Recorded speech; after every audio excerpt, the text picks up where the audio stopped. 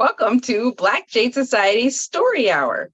Before we get started with the book we've been reading, I want to let you know we now have this the Black Jade Path, available in paperback. It's very tiny, but it's chock full of very good information and it's a practical guide to modern day spirituality. And it was written by me and Jasper Montgomery. So you should check that out. I'm going to put that up here. Yeah, it is tiny, but it is absolutely awesome. Thank you. She has read it. She likes it. All right, let's get started on our book.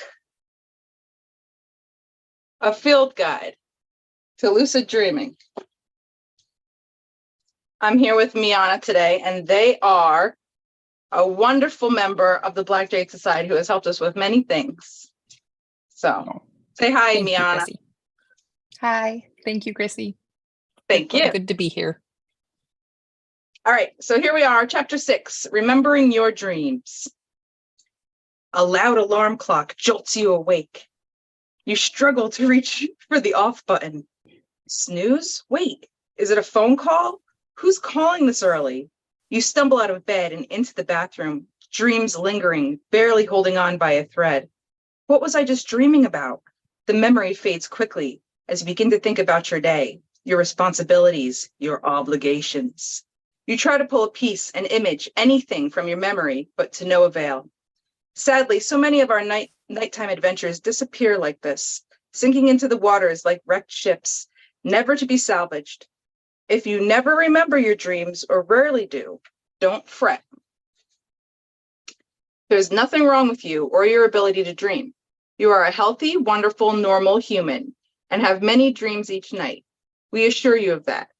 Your sails are intact. You just need to find the rope to pull and catch the wind. In other words, you simply need to remember the dreams you're already having.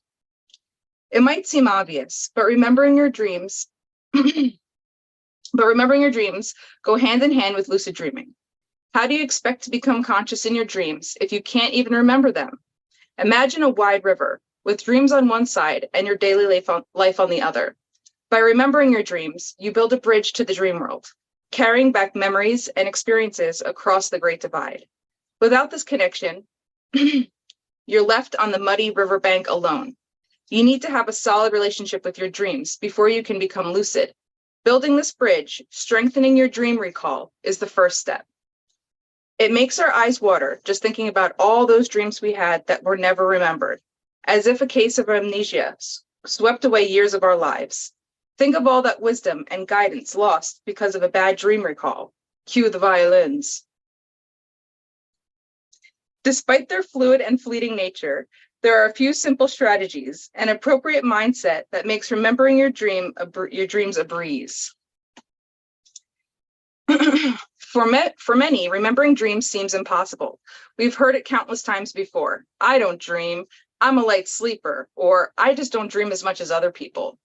Statements like these are double-edged swords.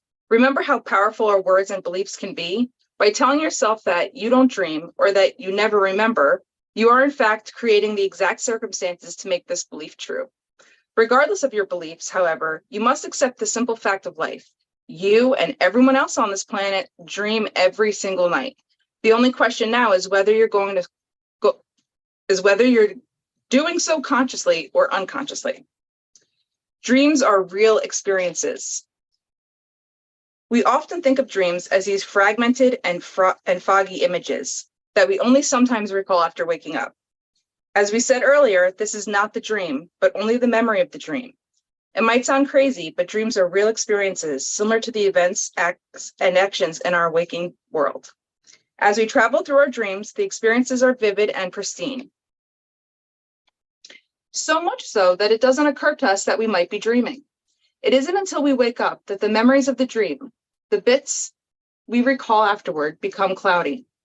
Science backs us up on this point. A 2011 Italian study watched the brain activity of participants when they remembered dreams.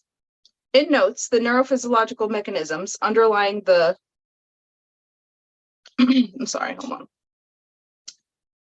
The neurophysiological mechanisms underlying the encoding and recall of episodic memories may remain the same across different states of consciousness. In layman's terms, this means that our brains look pretty much the same, whether we're remembering waking life events or whether we're remembering dreams. Going to sleep. Remembering your dreams isn't rocket science. You simply need to make the effort. After you have accepted the understanding that you are in fact dreaming every night, it's important to go to sleep trying to remember your nocturnal experiences. Set an intention to remember your dreams before bed. It does wonders. Set an intention. 1. Repeat your affirmation. As you fall asleep, focus your intent on a simple and concise phrase.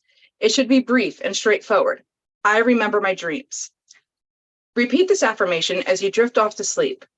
If you find your mind wandering to other topics, gently nudge it back. 2. Visualize. Picture yourself waking up in the morning and recalling your dreams in vivid detail, writing down the details of your dreams in your dream journal.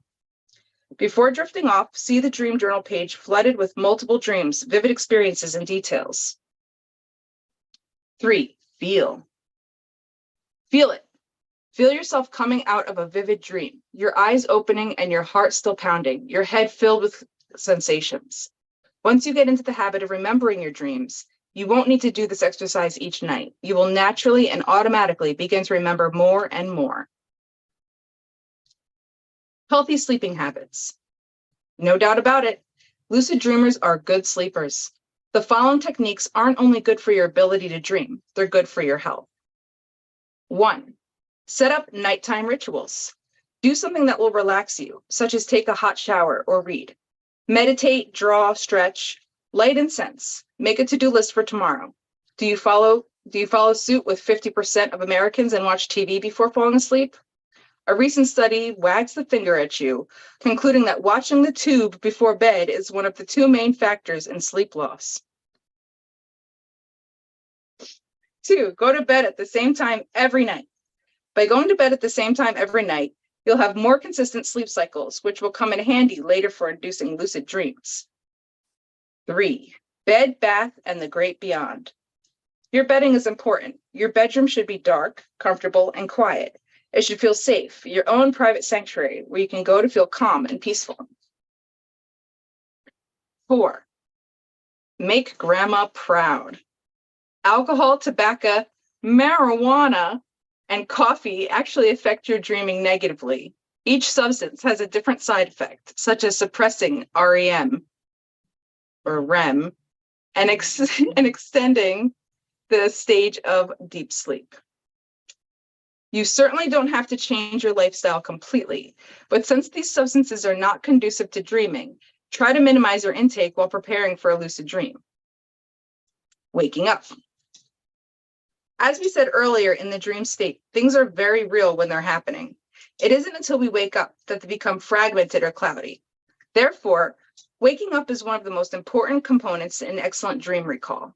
Nothing, and we mean nothing, fades the memory of a dream faster than waking up too quickly. Follow these guidelines to properly wake up, and you'll be on the road to remembering long and vivid details. Here's how to do it. 1. Wake slowly and motionlessly. Upon waking, don't move. Don't even open your eyes. Lie completely still and remain relaxed. Avoid any abrupt movements. As you emerge from sleep, allow yourself time to remember the dream you were just in. Don't get caught up in your daily responsibilities just yet. There will be a whole day for that. Throw your net in the water, pull it out, and see what you've caught. Let your mind drift back to your dreams and recall everything you can, even if memories are tiny fragments. 2. Collect fragments. If you can't remember the dream in its entirety, if you can, start with what you do remember. Our memory often works by association, so if you can remember one thing, it's very likely you'll remember more. Soon the memory will expand by itself like a snowball, gaining momentum and power. Ask yourself, what can I remember? And work your way backward or forward from there. 3. Switch sleeping positions. If you're still hitting a memory block, try switching sleeping positions. Lie on your side, roll onto your back, go to your stomach, but do so slowly. You can often recall the experience more easily by lying in the position in which you had the dream. 4. Look to your emotions. If you can't remember a scenario or piece together a plot, it's useful to take note of your emotions. What feelings are currently running through you? Was your dream good or bad? Your emotions are a great indicator of the kind of dream you were just having. If you can't remember anything, write down how you're feeling and any thoughts going on in your mind. This practice may trigger more memories as well. 5. Write them down. Finally, write down your dreams. This aspect of dreaming is so important that the entire next chapter is dedicated to it. There's no way around this fact. If you want to become lucid in your dreams, you need to record your nighttime adventures. A 2003 study by Professor David Watson observed 193 college students over a few months, asking each day if they remembered any dreams. Here's Watson's conclusion, quote, "Dream recall was specifically associated with openness, ... Analysis has indicated that individuals who are prone to absorption, imagination, and fantasy are particularly likely to remember their dreams and to report other vivid nocturnal experiences. In other words, if we would just open up to our dreams, they will come flooding in." So that was chapter 6.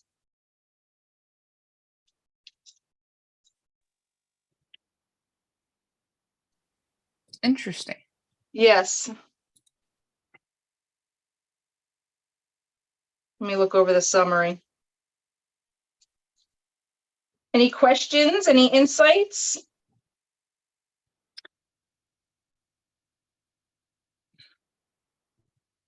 I feel like it's all relatively really practical, just mindfulness advice in general. Like I feel like a lot of the suggestions apply to having a healthy pattern of living in general and mindfulness. I know in my personal experience with it, or I guess I should say my own personal, my clients, a lot of people, even living a mindful lifestyle, have a hard time with lucid dreaming because it's easy to start lucid dreaming, but to be able to continue and master it is kind of difficult. So I'm curious to see what they say later in the book about turning it into a continued and in-depth practice.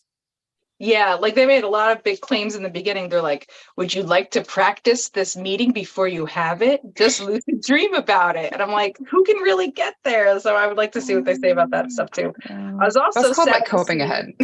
Yeah. I was sad they're like, don't do the marijuana before bed because then you won't dream as much. And honestly, I hate to say it, but I do think that's true because It is. I often smoke before bed, and if I happen to not, I do have a much more vivid dream.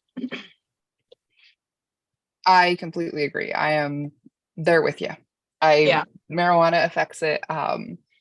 Valerian root is really good for dreaming. However, a lot of times it actually can make it harder to lucid dream. Oh, So really? I would just be curious to see all of this, like where they go with that. I think if you're an experienced lucid dreamer, you can lucid dream on valerian root. But my experience with it is that when I try to, it's almost like the valerian root is like, nah, sit your butt back down. We've got the show right now. And I'm just like, oh, okay. All I know about valerian root is it makes my kids go to sleep, and so I love it. Yes, it does. Nothing else works. It's Do we effective. have Blue? Nick, are you on? Are you gonna say anything about this chapter? Hey, Hey, There you are. I just want to say I just think it's important to talk about your dreams with somebody because a lot of lucid dreaming is recognizing that you're asleep and dreaming. And once you start talking about your dreams, you start to realize patterns. And then, like, next time you'll be thinking your dream, oh, wait a minute, this is familiar. I've been here before, or I've talked about this, and kind of cues your brain into being like, this is a dream. Yes. We always talk about our dreams when we wake up. Even with our kids, we're like, what did you dream about? I think that's a good practice.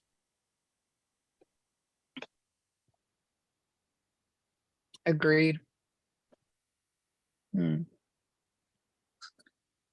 I wonder if do you think that or have they already, since I've missed a few of them, have they already discussed about meditative states as a tool or shamanic dreaming as a tool in order to work on lucid dreaming, or is that later in the book?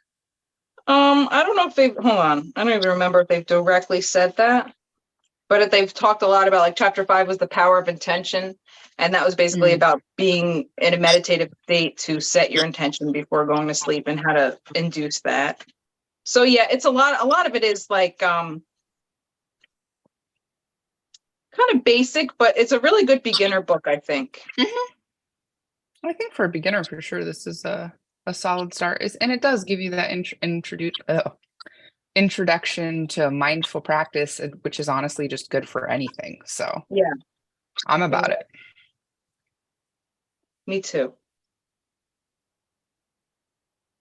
Yeah, I expect the techniques are coming up in later chapters. Kind of, we just did like the intro and about it and the studies, and we didn't really get to the techniques yet, I don't think. Yes. So yeah, like in the next chapter, they're going to talk about dream journaling, and I guess the best ways to be doing that. So I need a good end table to keep a dream journal on. I don't have one right now. I text them to myself, or I like voice memo. I just like wake up into my phone, and half the time the that's a next good morning I idea. listen to them, and it just sounds like, oh, so I'm just like, okay. That's so funny. But yeah, I should do that. I'm always texting myself notes. I should just do that.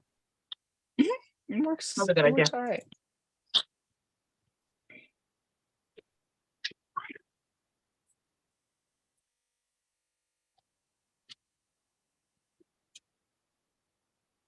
So yeah, I guess this chapter is just about going to bed early, having a good routine, not waking up too fast, and all that. Guess that concludes this chapter. Yeah. Want to call it a night? Sounds good. Thank you so much for having me, and thank you for doing the reading. Thank you. We will see you all next week, Wednesdays at 8 p.m.